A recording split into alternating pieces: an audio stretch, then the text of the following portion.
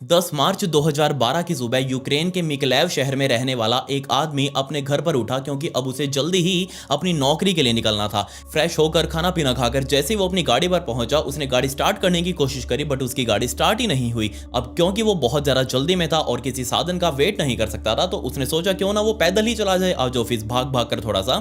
तो जैसे ही वो अपनी बिल्डिंग से बाहर निकला, अपने ऑफिस की तरफ जाने लगा, बीच रास्ते में ही एक उसे लावारिस बिल्डिंग क्रॉस करनी थी। बट आज जब वो इस बिल्डिंग को क्रॉस कर रहा था, तब उसे इस बिल्डिंग के अंदर से किसी के बहुत तेज तेज रोने की आवाज सुनाई दी। अब जैसे ही उसने रोने की आवाज सुनी, अब उसको एक तरफ ऑफिस भी जाना था, बट उसने सोचा कि क्यों ना वो एक बार अंदर झांक कर देख ले, क्या पता किसी को मदद की जरूरत हो। और जैसे ही उसने अंदर झांक कर देखा, इसके बाद एक इतनी दिल दहला देने वाली घटना सामने आई। यकीन मानिए, ना सिर्फ यूक्रेन बल्कि पूरी दुनिया के अंदर इस घटना का विरोध किया गया। पूरा देश यूक्रेन इस घटना की वजह से सड़कों पर आ चुका था।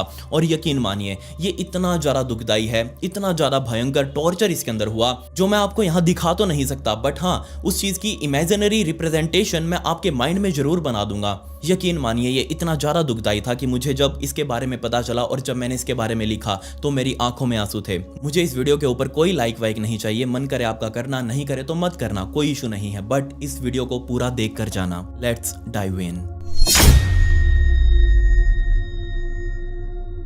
इस पूरी घटना को समझने के लिए हमें यूक्रेन देश के लच शहर में जाना पड़ेगा और दिन था 11 अक्टूबर 1993 का, जब इसी लच शहर के एक छोटे से गांव में ओक्साना नाम की इस बच्ची का जन्म हुआ। लेकिन ये बच्ची अपनी किस्मत में कुछ और ही लिखवा कर पैदा हुई थी। जी हाँ, जैसे ही इसका जन्म हुआ, उसी टाइम पर इसके माँ टैटियाना और इसका पिता, जिसका नाम अभी तक नहीं पता चल पाया, इन दोनों के बीच में तलाक हो चुका था। और सिर्फ इस बात पर क्योंकि ये दोनों बहुत ज्यादा दारू वगैरह पिया करते थे, बहुत ज्यादा नशे पते फूक रहे थे, इन दोनों की आपस में बनी नहीं। और जैसे ही ओक्साना का जन्म हुआ, इन दोनों ने आपस में तलाक ले लिया। अब क्योंकि टटियाना अकेले तो ओक्साना को पाल नहीं सकती थी, इसलिए उसने भी चोरी वगैरह करना शुरू कर दिया। अब पेट तो पालना ही था, चोरी चकारी कर ली, स्मगलिंग कर ली, जो इलीगल सामान था इधर से उधर कर लिया। उसके बदले टटियाना को कुछ पैसे मिल रहे थे, बट जल्दी ये चीज वहां की पुलिस ने नोटिस कर ली और जल्दी ही टटियाना को गिरफ्तार भी कर लिया गया। उसको चोरी और ये स्मगलिंग के आरोप में जेल भेज दिया गया। और टटियाना के अंदर जाने के बाद बेटी ओक्साना की देखभाल उसके दादा दादी ने करी, बट देखभाल करते करते ओक्साना बड़ी हो चुकी थी, उसका स्कूल में एडमिशन करवा दिया गया। बट फर्स्ट क्लास से ही ओक्साना ने अपने क्लासमेट्स, अपने टीचर्स का सामान चुराना शुरू कर दिया। जो माँ वाली आदतें थी वो ओक्साना के अंदर आ चुकी थी। बट थर्ड ग्रेड तक आते आते स्कूल वाले और सभी क्लासमेट्स, सभी टीचर सब परेशान हो चुके थे उससे। तो उन सभी ने मिलकर ओक्साना के दादा दादी को बताया कि ऐसी ऐसी बात है, जिसके बाद ओक्साना के दादा दादी ने ओक्साना को एक बोर्डिंग स्कूल में भर्ती करवा दिया। मई 2003 तक आते आते ओक्साना ने इस बोर्डिंग स्कूल से भी भागने की काफी बार कोशिश करी, बट वो सफल नहीं हो पाई। पता नहीं लोगों को ऐसा क्या दिख रहा था ओक्साना के अंदर। उनको पता था ओक्साना चोरी चुकारी का काम करती है, उनको पता था ओक्साना गलत काम भी करती है, बट फिर भी ओक्साना के स्कूल के अंदर ओक्साना की काफी ज्यादा पॉपुलैरिटी थी। सभी बच्चे उससे बातें करना चाह रहे थे, सभी लोग उसके साथ बैठना चाह रहे थे। खैर, ओक्साना की उम्र अब 18 साल की हो चुकी थी, उसका स्कूल पूरा हो चुका था और उसके आगे उसको पढ़ाना दादा दादी के बस की बात नहीं थी। उनके पास भी कुछ खास पैसे नहीं थे जिससे वो आगे की पढ़ाई कंटिन्यू करवा पाए, और बाद में उसे घर में ही रहने के लिए कहा गया। बट घर में रहते रहते ओक्साना को काफी ज्यादा अकेलापन फील हो रहा था। उसको लग रहा था कि वो किसी चीज को मिस कर रही है। अब किस चीज को मिस कर रही है ये नहीं पता, बट इस अकेलेपन को दूर करने का एकमात्र उसके पास इलाज था दारू। जी हाँ, ओक्साना ने भी अपनी माँ और अपने पिता की तरह दारू पीना शुरू कर दिया और इस तरीके से वो दारू पी रही थी कि पूरा पूरा दिन, पूरी पूरी रात वो भंड रहती। किसी को भी इस बात की भनक तक नहीं लग रही थी कि ओक्साना इतना कुछ झेल रही है, बट किसी को बता नहीं रही। अब दारू की लत उसे ऐसी लगी कि ना सिर्फ वो अपने गांव में रहते हुए बल्कि आसपास के बड़े शहरों में भी वो अपने दोस्तों के साथ दारू पीने के लिए जाने लगी। अब क्योंकि वो जैसे जैसे बड़े बड़े शहरों में जाती जा रही थी, तो वहां पर रात को जो भी लोग उसे दारू पीने के लिए मिलते, वो उसके दोस्त बन जाते और अगली बार वो फिर से उसे दारू पीने के लिए बुलाते। यहां से ओक्साना फिर अपने गांव से छोड़कर बड़े बड़े शहरों में जाती। और ऐसे ही दिन आ चुका था 9 मार्च 2012 का, जब दोपहर के टाइम पर ओक्साना अपने घर पर ही अपने दादा दादी के साथ मौजूद थी। तभी उसका फोन बजा और फोन पर कोई और नहीं बल्कि उसकी एक दोस्त, जो कि उसके गांव से तकरीबन 40 से 50 किलोमीटर दूर मिकालेव शहर में रहा करती थी। उस दोस्त ने ओक्साना को फोन करते ही कहा कि आज रात को हमारा पार्टी का प्लान बन रहा है, तो क्या तुम हमें ज्वाइन करना चाहोगी? तब उसने कहा बिल्कुल मैं करूंगी, मैं अभी कोई अपना बहाना दादा दादी को लगाती हूँ और रात होने से पहले मैं तुम्हारे पास पहुंच जाऊंगी, फिर आराम से दारू पार्टी करेंगे। शाम होते होते ओक्साना मिकालेव शहर के बिल्कुल बीचों बीच बने फिश बार कैफे में पहुंच चुकी थी। उसकी उसकी दोस्त भी जल्दी ही यहाँ आने वाली थी और सभी ये बैठकर अब दारू वगैरह पीने वाले थे। ऑक्साना इस बार के अंदर पहली बार नहीं आई थी, बल्कि वो पहले भी कई बार इस बार के अंदर आकर दारू वगैरह पी चुकी थी, अपने दोस्तों के साथ पार्टी कर चुकी थी। इतनी बार वो यहाँ पर आई थी कि बार टेंडर जितने भी इस बार का स्टाफ था वो सभी ऑक्साना को बाय फेस बाय नेम जान रहे थे। तो जैसे ही ऑक्साना अंदर आई उसके दोस्त भी जल्दी ही वहां पर आ चुकी थी। ये अभी 2-3 लड़कियां मिलकर इंटरनेशनल वुमेन्स डे सेलिब्रेट करने वाले थे और इस दिन इन्होंने सोचा था कि वो आज ज्यादा दारू नहीं पिएंगे। बेशक आज वुमेन्स डे है बट फिर भी हम ज्यादा दारू नहीं पिएंगे, हम खुद को होश में रखेंगे, बस जितना हो सके हम इस पार्टी का एंजॉय लेंगे। तो बिल्कुल ऐसा ही कुछ हुआ। जल्दी उसके दोस्त सहित सबने बैठकर वहां एक एक बियर का कैन लिया और बियर का कैन पीते ही ऑक्साना की सभी दोस्त वहां से जा चुकी थी। बट ऑक्साना अभी भी इसी कैफे के अंदर बैठी थी। रात के 10 बजे के आसपास का टाइम हो चुका था।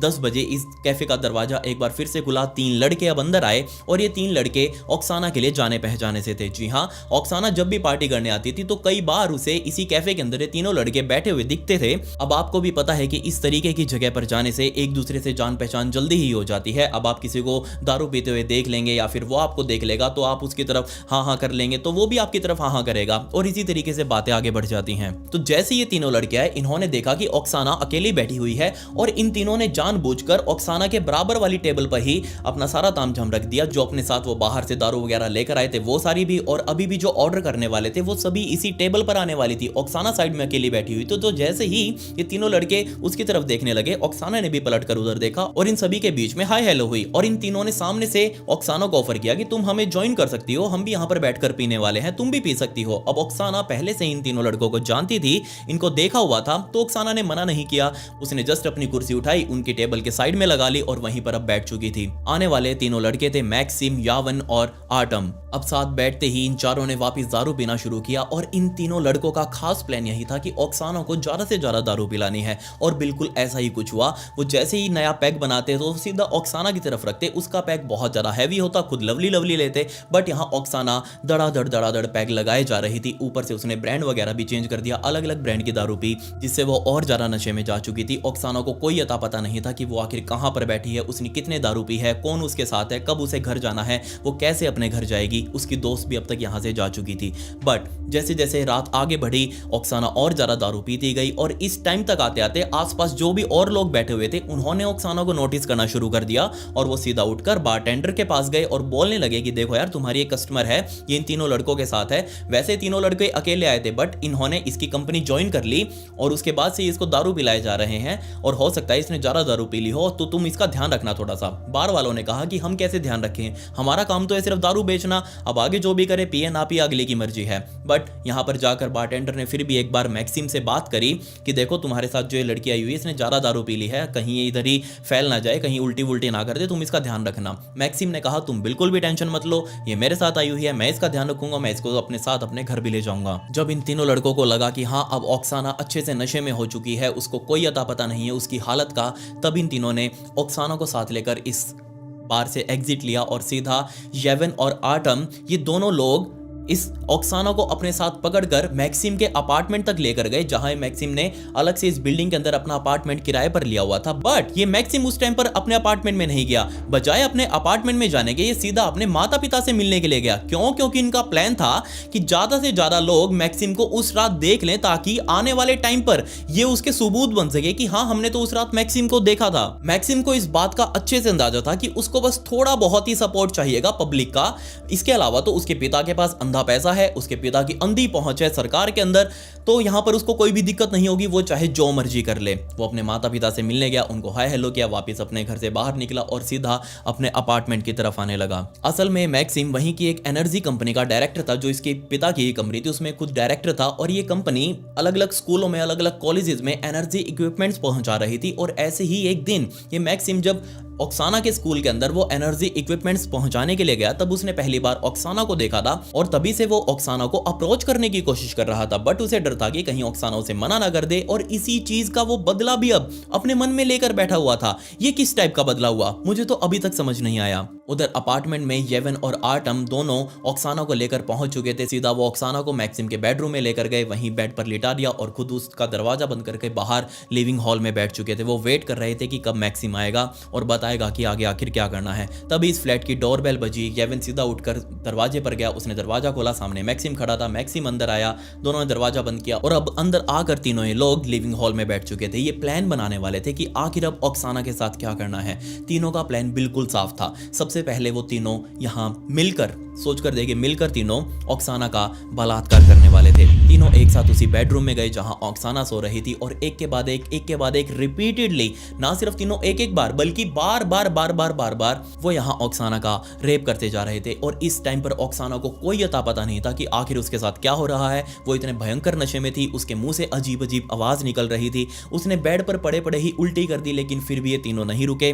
वो उसी हालत में ऑक्साना का बार बार बलात्कार करते रहे। बट जब येवन अपना तीसरी चौथी बार ऑक्साना का बलात्कार कर रहा था, तभी ऑक्साना की आंखें खुल गई और उसने देखा कि सामने येवन उसके ऊपर चढ़ा हुआ है और वो उसके साथ ये सब कुछ कर रहा है। ऑक्साना की आंखें खुलते ही येवन बहुत ज्यादा डर चुका था। उसको समझ नहीं आया कि आखिर वो क्या करे। उसने जस्ट ऑक्साना के मुंह के ऊपर हाथ रख लिया, बट ऑक्साना ने अपने दोनों हाथों से उसके हाथ हटाए और जोर जोर से चिल्लाना शुरू कर दिया। और हद तो तब हो गई जब ये चिल्लाहटें आसपास रहने वाले और भी फ्लैट वालों ने सुनी, ऊपर रहने वाले, नीचे रहने वाले लोगों ने सुनी। बट किसी ने भी पुलिस को एक बार कॉल करने की जरूरत महसूस नहीं करी। किसी ने भी एक बार ऊपर इस फ्लैट में जाकर या फिर नीचे इस फ्लैट में आकर देखने की कोशिश नहीं करी कि आखिर यहां पर क्या मचा हुआ है, क्या दिक्कत है। अब येवन क्योंकि ऑक्साना के ऊपर चढ़ा हुआ था, वो उसका बलात्कार कर रहा था और नीचे से ऑक्साना चिल्लाए जा रही थी।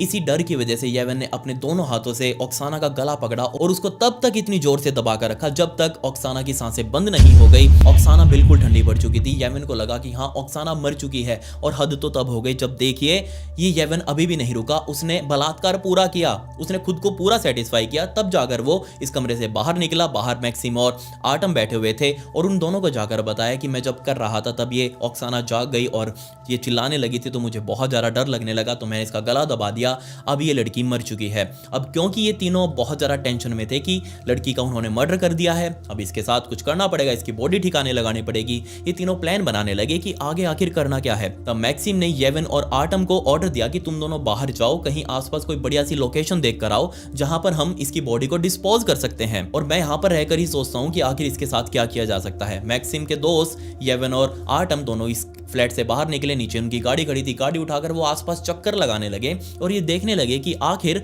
कहीं कोई ऐसी उनको लोकेशन मिल जाए जहां लावारिसी कोई बिल्डिंग हो या फिर कोई जंगली इलाका हो जिसके अंदर वो इस बॉडी को डंप कर सके। तभी इन दोनों को एक अधूरी बिल्डिंग दिखाई दी जो काफी टाइम से कंस्ट्रक्शन के काम में अटकी हुई थी। वो पूरी बनकर तैयार नहीं थी। वहां पर एक डेंटल क्लिनिक खोला जाना था, बट वो काम कभी पूरा ही नहीं हो पाया और इस बिल्डिंग की तलाश इनकी पूरी हो चुकी थी कि हाँ, इसी के अंदर आकर हम इस लाश को डंप कर सकते हैं और ये हमारे फ्लैट से ज़्यादा दूर भी नहीं है, ज़्यादा लाने में किसी को पता भी नहीं चलेगा, चुपके से यहाँ डालकर गायब हो जाएंगे। ये दोनों लोग वापस मैक्सिम के पास गए। मैक्सिम को जाकर बताया कि हाँ, हम ऐसा कुछ करने वाले हैं, हमको लोकेशन दिख गई है और वहाँ जाकर हम इस लाश को डंप कर सकते हैं। तभी ये तीनों वापस अंदर गए। ऑक्साना अभी भी बेड पर बदहवास हालातों में पड़ी हुई थी, लेकिन आपके आश्चर्य के लिए मैं यहाँ बता दूं कि ऑक्साना अभी भी मरी नहीं थी। वो जैसे ही ये तीनों अंदर गए, ऑक्साना ने एक गहरी सांस भरी और जैसे ये चीज इस येवन ने देखी, येवन को इतना ज्यादा गुस्सा आया कि साइड में ही लैंडलाइन जो फोन पड़ा हुआ था उसकी वायर उसने निकाली और उसी वायर को ऑक्साना के सिर के नीचे से 2 बार निकालकर इतनी जोर से खींचा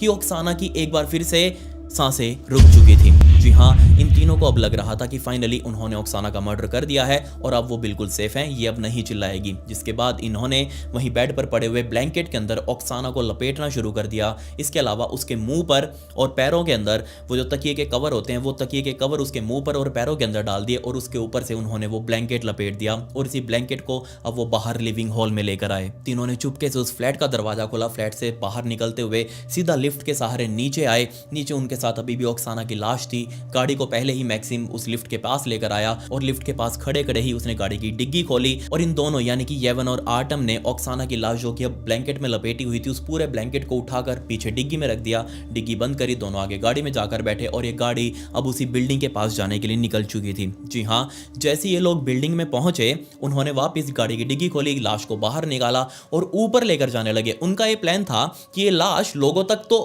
आज नहीं तो कल पहुंच जाएगी, बट जितनी ज़्यादा लेट पहुंचेगी उतना ज़्यादा फायदा है उनके लिए कि ये सबूत सारे मिट जाएंगे, लोग भूल जाएंगे कि आखिर उसके साथ क्या हुआ था। ये एक लावारिस लाशों की तरह ही काउंट की जाएगी, इसकी पहचान तक नहीं हो पाएगी। इसीलिए उन्होंने इस बिल्डिंग के अंदर ऐसी जगह ढूंढनी शुरू कर दी कि वो इस लाश को आखिर कहां पर डंप कर सकते हैं। जिसके बाद वो इस लाश को लिए ऊपर नीचे घूम रहे थे तीनों लोग, ये तीनों लड़के।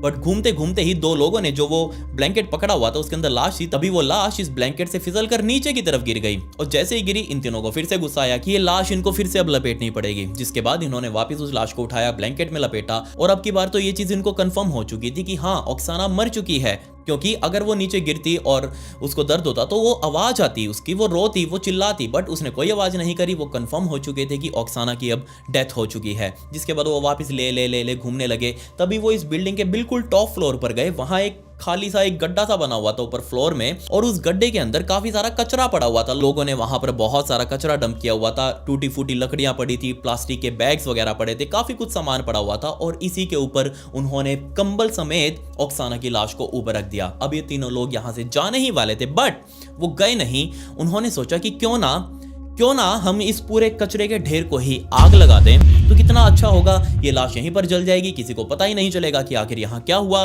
कूड़े में तो आग वैसे भी लगती रहती है, कोई इस चीज को नोटिस नहीं करेगा। इन तीनों ने उस टाइम पर कूड़े के अंदर आग लगा दी। बट क्या आप इस बात पर विश्वास करेंगे कि जिस टाइम पर यह आग लगाई गई थी उस टाइम पर बेचारी ऑक्साना जिंदा थी? जी हाँ, वो जिंदा थी। अब आप सोच कर देखिए, जिंदा ही एक इंसान को बारबेक्यू, आपने देखा होगा जो वो आग के ऊपर हम कोई भी टीका, आप सुन लीजिए पनीर टीका, जब हम आग के ऊपर वो उसको भूनते हैं वो सीख के अंदर डालकर, बिल्कुल ऐसा ही कुछ बेचारी ऑक्साना के साथ अब होने वाला था। जैसे उस आग ने तूल पकड़ा, चारों तरफ आग लग चुकी थी, बीच में ऑक्साना है। बट इन तीनों ने एक बार भी चेक करना जरूरी नहीं समझा कि क्या ऑक्साना जिंदा है या नहीं, एक बार उसे हॉस्पिटल तो ले जाएं कम से कम। लेकिन नहीं, इन्होंने जस्ट आग लगाई, और इसी टाइम पर ऑक्साना बिल्कुल बदहवास हालातों में अंदर पड़ी हुई थी उस ब्लैंकेट के अंदर, और उसकी जो गर्माइश है वो अब अंदर जाए जा रही थी। क्या आप इस बात पर विश्वास करेंगे कि अंदर ही ऑक्साना के सारे ऑर्गन्स, उसका लीवर, उसका पेट, उसके फेफड़े, उसका दिल अंदर ही अंदर उबलने लगा। उसका खून इतनी जोर से उबल रहा था कि उसका प्रेशर इतना ज्यादा तेज हुआ कि उसको इंटरनल ब्लीडिंग शुरू हो चुकी थी।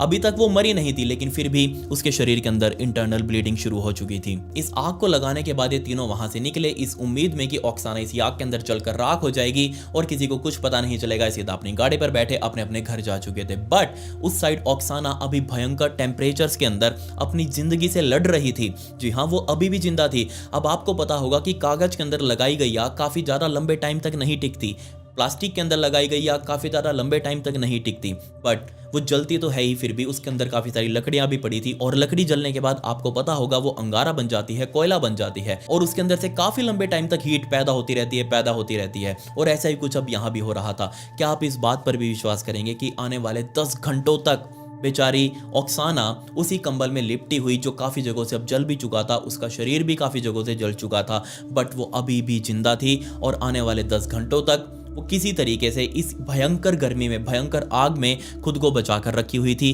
बेशक वो अंदर से क्या कुछ फील नहीं कर रही थी। 10 घंटों बाद 10 मार्च 2012 का दिन आ चुका था, सुबह हो चुकी थी, और सुबह सुबह पूरा शहर अब जाग चुका था, लोग अपने अपने काम धंधे पर जा रहे थे। ऐसे ही एक आदमी पास का जो रहने वाला था, वो अपनी गाड़ी स्टार्ट करने के लिए पहुंचा, क्योंकि अब उसे अपनी गाड़ी लेकर अपने ऑफिस पर जाना था। बट उसकी गाड़ी उस दिन स्टार्ट नहीं हुई। उसने गाड़ी को वहीं ड्रॉप किया, अपना बैग अपने कंधे पर लगाया, और सीधा अपनी सोसाइटी से बाहर निकलते हुए पैदल ही अपने ऑफिस की तरफ जाने लगा। और जैसे ही वो जा रहा था, तभी उसके रास्ते में ये लावारिस बिल्डिंग उसे क्रॉस करनी थी सड़क पर चलते चलते। बट जैसे ही वो इस लावारिस बिल्डिंग को क्रॉस कर रहा था, तभी उसने इस बिल्डिंग में ऊपर से किसी के रोने की आवाज सुनाई दी। जैसे ही इस आदमी ने इस आवाज को सुना, उसने ऊपर की तरफ देखा। एक बार तो उसने इग्नोर करने की कोशिश करी, बट नहीं, उसको लगा कि हो सकता है किसी को उसकी जरूरत हो, और यह आवाज बार बार आए जा रही थी। जी हाँ, आपने बिल्कुल सही सोचा, यह आवाज किसी और की नहीं बल्कि अपनी मौत से लड़ रही ऑक्साना की ही थी। उसके अंदर अभी भी इतनी हिम्मत बची हुई थी कि वो किसी को चिल्लाकर अपनी मदद के लिए तो बुला ले। जी हाँ, जैसे ये चिल्लाने की आवाज़ें इस आदमी ने सुनी, वो लावारिस बिल्डिंग के अंदर दाखिल हुआ, सीधा ऊपर की तरफ जाने लगा जहाँ से आवाज़ें आ रही थी। और जैसे ही वो ऊपर गया, उसने देखा कि आसपास बुझी हुई आग है, उसके अंदर से धुआं उठ रहा है, उसके बीच में एक कंबल लिपटा हुआ पड़ा है, और उसी कंबल के अंदर से कोई है व्यक्ति जिसके हाथ दोनों बाहर निकले हुए हैं और बहुत ज़ोर ज़ोर से चिल्ला रहा है। वो थोड़ी उसके और पास गया, उसने देखा कि ये तो किसी लड़की की यहाँ पर हालत कुछ ऐसी हो चुकी है। उसने तुरंत पुलिस वालों को फ़ोन किया, वो बहुत ज़्यादा डर चुका था। पुलिस वाले यहाँ मौके पर आए और ये देखने लगे कि आखिर ये ऐसा दर्दनाक हाल कौन कर सकता है। पुलिस वालों ने तुरंत ऑक्साना को एम्बुलेंस के अंदर लोड करके सीधा हॉस्पिटल पहुंचाया। वहां उसका इलाज शुरू किया गया और शुरुआती कुछ घंटों में ही पुलिस वाले ऑक्साना से उसका बयान लेने के लिए पहुंच चुके थे और उस टाइम पर ऑक्साना बोल सकती थी। ऑक्साना ने बताया कि उसका ये हाल किसी और ने नहीं बल्कि मैक्सिम, आर्टन और येवेन ने किया है। ऑक्साना ने यह भी पुलिस वालों को बताया कि मैक्सिम ने काफी बार उससे अप्रोच करने की कोशिश करी है, काफी बार उसको पैसे के बदले रातों को बुलाने की भी कोशिश करी है, बट मैंने हर बार उसे मना किया और उसी चीज का शायद उसने बदला मुझसे लिया है। कल रात को हम सारे लोग इस बार में बैठे हुए थे, वहाँ दारू वारू पी रहे थे और इन लोगों ने मुझे बहुत ज़्यादा दारू पिला दी और उसके बाद ये मुझे अपने घर लेकर गए, वहाँ मेरे साथ ये सब कुछ किया।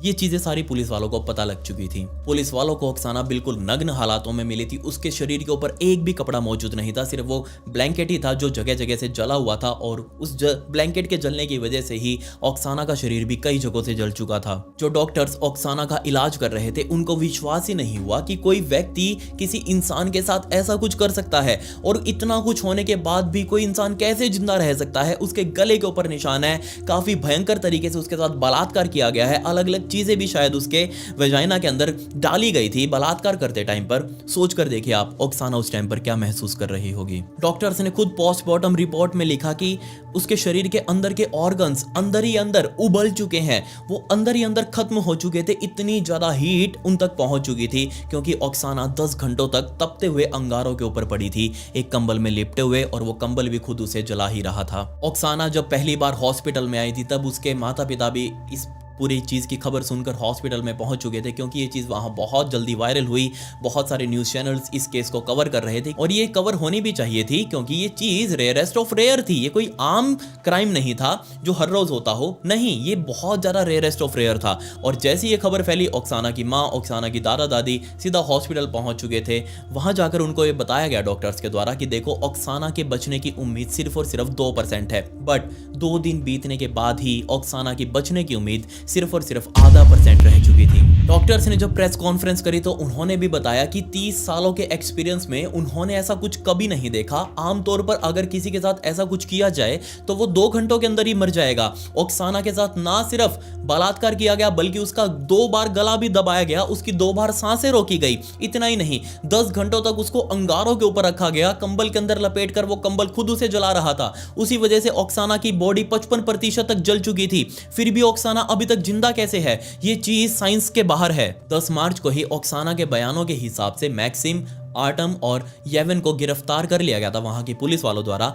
बेशक अभी तक आपको ये केस पूरा सुनकर अंदर से रोना भी आया होगा, बुरा भी लग रहा होगा बेचारी ऑक्साना के लिए, बट असली गुस्सा तो आपको अब आएगा। जी हाँ, वहां की पुलिस वालों ने जो किया, वहां की कितनी ज्यादा करप्ट पुलिस थी और वहां का सिस्टम कैसा हो चुका था, ये चीज आपको अब पता लगेगी। जी हाँ, पुलिस वालों ने इन तीनों को गिरफ्तार तो कर लिया था, बट मैक्सिम और येवेन को अगले ही दिन जमानत के ऊपर छोड़ भी दिया गया। फिर सिर्फ उनको यही कहा गया था कि तुम शहर से बाहर नहीं जा सकते, बट उनको छोड़ दिया गया। 11 मार्च के दिन जैसे ही लोगों को यह पता चला कि 3 में से 2 आरोपी तो बाहर आराम से घूम रहे हैं इतना भयंकर क्राइम करके, लोगों का गुस्सा फूट पड़ा। ना सिर्फ मिकेलाइव शहर के अंदर बल्कि ऑल ओवर द कंट्री लोग सड़कों पर आ चुके थे अपने हाथों में बोर्ड्स ले लेकर। जैसे अपने यहाँ पर निर्भया कांड में हुआ था, बिल्कुल सेम वहां पर ऐसा ही हुआ। लोग अब सड़कों के ऊपर थे, लोगों के अंदर गुस्सा था इस बात को लेकर कि पुलिस वालों ने उनको छोड़ कैसे दिया, अदालत ने फैसला कैसे दे दिया, सिर्फ इसलिए कि वो बड़े लोगों के बच्चे हैं, उनके घराने बड़े बड़े हैं, उनके पास पैसा बहुत मोटा है। क्या सिर्फ इसीलिए उन दोनों को छोड़ दिया गया? इस साइड सड़कों पर आंदोलन चल रहा था, उस साइड ये दोनों लड़के बाहर आराम से घूम रहे थे और हॉस्पिटल के अंदर बेचारी ऑक्साना अपनी जिंदगी से लड़ रही थी। कभी भी मौत उसे अपने आगोश में ले सकती थी। बट 12 मार्च 2012 के दिन डॉक्टर्स को यह महसूस हुआ कि हमें उसका एक पैर, उल्टा पैर काटना पड़ेगा क्योंकि ये पैर सबसे ज्यादा जला हुआ है और इसी की वजह से इन्फेक्शन पूरी बॉडी में फैल सकता है और ये पैर काटने का प्रोग्राम उनको जल्दी ही शुरू करना पड़ेगा। इससे पहले काफी सारे डॉक्टर्स के बीच में मीटिंग हुई कि क्या हम ऑक्साना को यहाँ से मॉस्को शिफ्ट कर सकते हैं, वहां पर और भी ज्यादा अच्छी सुविधाएं हैं ऐसे इलाज के लिए। बट साफ तौर पर सभी डॉक्टर्स ने कह दिया कि इस हालत के अंदर, जिस हालत में बेचारी ओक्साना है, उस हालत में ओक्साना को कहीं भी ट्रैवल नहीं करवाया जा सकता। एक सेकंड के लिए भी हम उसे वेंटिलेटर से नहीं उतार सकते, एक सेकंड के लिए भी हम उसे कहीं दूर नहीं लेकर जा सकते। लोग यहाँ पुलिस वालों को सिर्फ यही डिमांड कर रहे थे कि ये तीनों जो लोग हैं जिन्होंने भी ओक्साना के साथ ये सब कुछ किया है, उन तीनों को पब्लिक के हवाले कर दिया जाए। वही पब्लिक देखेगी कि इन तीनों के साथ क्या करना है। इसके अलावा सैकड़ों हजारों लोग सामने आए हर एक हॉस्पिटल में, जो ये चाह रहे थे कि ओक्साना के शरीर में अगर खून की कमी है तो वो सारा खून उनके शरीर से ले ले, लेकिन ओक्साना को किसी भी हालत में बचा कर रखे। इसके अलावा बहुत सारे लोग ऐसे भी सामने आए जो अपने शरीर के अंग दान करने को तैयार थे। कोई अपना किडनी देना चाह रहा था, कोई ये चाह रहा था कि हाँ बेशक कुछ भी हो जाए, बस ओक्साना बच जाए। बहुत सारे लोग डोनेशन लेकर आए, पैसा लेकर आए कि हाँ ओक्साना के इलाज में जितना भी खर्चा होगा वो सारा हम देंगे, बट किसी तरीके से ओक्साना को बचाया जाए। 15 मार्च के दिन सुबह सुबह ओक्साना की हेल्थ और ज़्यादा गिर चुकी थी। 15 मार्च के दिन ही सुबह सुबह बेचारी ओक्साना मेडिकली इंड्यूस्ड कोमा में जा चुकी थी। 16 मार्च के दिन उसे एक मेडिकली स्पेशलाइज्ड यूनिट के अंदर शिफ्ट किया गया। वहां पर भी उसकी सर्जरीज की गई, भयंकर सर्जरीज उसके शरीर पर की गई, बट यहाँ पर उसकी हालत के अंदर कोई सुधार होने की उम्मीद दिख ही नहीं रही थी। फिर भी 14 दिन बीत चुके थे, अभी भी लोग सड़कों पर थे। यहाँ 29 मार्च 2012 का दिन आ चुका था और ये वो दिन था जब फाइनली बेचारी ओक्साना अपने इस जिंदगी और मौत की जंग में हार गई। उसके शरीर के अंदर मल्टीपल ऑर्गन्स एक साथ फेल हो चुके थे और इन्हीं फेलियर्स की वजह से बेचारी ओक्साना की मौत हो चुकी थी। ओक्साना के मरते ही लोगों के बीच में गुस्सा और ज़्यादा फूट पड़ा। सारे लोग बस यही डिमांड कर रहे थे कि उन तीनों को जल्दी से जल्द सजा दी जाए या फिर उन तीनों को पब्लिक के हवाले किया जाए। बट पुलिस वालों के ऊपर भी सरकार का दबाव था, क्योंकि सरकार ही इन तीनों के माँ बाप थे। ऑब्वियसली इनके माँ बाप का बहुत बड़ा बड़ा हाथ था, बहुत मोटे पैसे इनके पास थे। अब जहाँ पैसे होते हैं वहाँ सरकार भी क्या करेगी। अब आपको भी पता ही है, करप्शन हर जगह चलती है और करप्शन यहाँ भी चल रही थी। बेचारी ओक्साना के अंतिम संस्कार की तैयारियां शुरू की गई। उसका शरीर अंतिम हालातों में हर जगह से कटा फटा हुआ था, हर जगह उसके सर्जरीज के निशान थे। हर तरीके से डॉक्टर्स ने उसे बचाने की कोशिश करी, बट वो नहीं बच पाई। उसको वाइट ड्रेस के अंदर, वाइट कॉफिन के अंदर लेटाया गया। यूक्रेन के अंदर ये ट्रेडिशन है कि कोई भी अगर जवान मौत होती है तो उसको वाइट कलर के कॉफिन के अंदर वाइट ड्रेस पहनाकर ही दफनाया जाता है। फाइनली 27 नवंबर 2012 का दिन आ चुका था। इतना लंबा टाइम बीत चुका था, तकरीबन सोच लीजिए आप 7-8 महीने के आसपास का टाइम बीत चुका था। इस टाइम पर फाइनली कोर्ट ने इस केस के अंदर सजा सुनाई, जिसके अंदर येवेन को लाइफ इम्प्रिजनमेंट सजा दी गई। इसके अलावा मैक्सिम उसको 15 साल की और इसके अलावा आर्टम उसको 14 सालों की जेल की सजा सुनाई गई। बेशक एक क्राइम कुछ ऐसा था कि इसके अंदर डेथ पेनल्टी ऑब्वियसली बनती थी, बेशक बनती थी, इन तीनों को डेथ पेनल्टी दी जानी थी। बट क्या ही बोलूं, आपको सब कुछ पता ही है। मुझे तो यही लगता है कि जो सजा इन तीनों को दी गई है ये बहुत बहुत ज़्यादा कम है। ये तो बस कुछ ही टाइम बाद बाहर आ जाएंगे, बट क्या ही करें, अब कोर्ट है, उसकी सब मानते हैं।